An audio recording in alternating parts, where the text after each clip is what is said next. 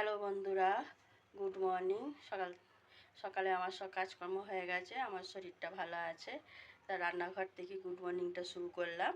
তা চলো সকালবেলায় আমি চাটা করে নিই। এখন বাজে 7:30। আর সকালে আমাদের আজকে ব্রেকফাস্ট হবে রুটি আর ছোলার ডাল। তাহলে চলো ছোলার ডাল আর রুটিটা করে নিই, করে নিয়ে আবার তোমাদের সঙ্গে আসি। চলো শসাটা কেটে নিই। বন্ধুরা, আমার ভিডিও কি তোমাদের ভালো লাগছে না? তোমাদের যদি ভালো লাগে তাহলে আমাকে কমেন্টস করে জানিও, ভালো না লাগলেও কমেন্ট করে জানিও। তা দুটো ঝিঙে ছিল, একটা তো ঠিক ছিল আর একটা খারাপ হয়ে গেছে।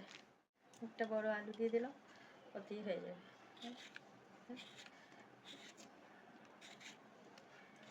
এখানে ফ্রিজ নেই না, ফ্রিজ থাকলে সুবিধা হয়।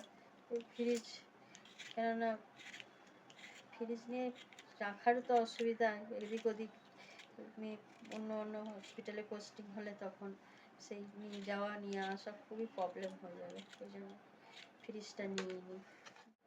আর এখানে কি বলতো, 100-200 এরকম দেয় না, এখানে যা নিতে হবে কেজি কেজি নিতে হবে। যে কোনো সবজি, মাছ, ফল যাই নাও সব কেজি।